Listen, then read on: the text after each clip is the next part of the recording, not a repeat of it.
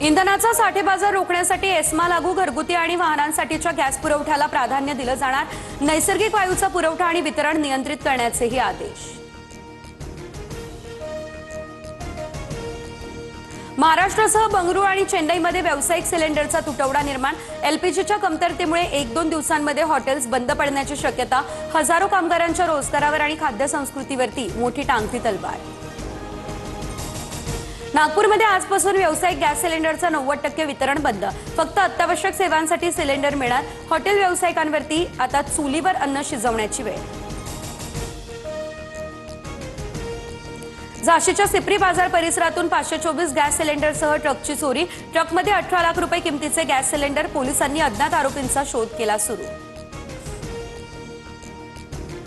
लोकसभा अध्यक्षांविरोधातील अविश्वास प्रस्तावावर आज मतदान, गृहमंत्री अमित शहा सायंकाळी 5 वाजता लोकसभेत बोलणार।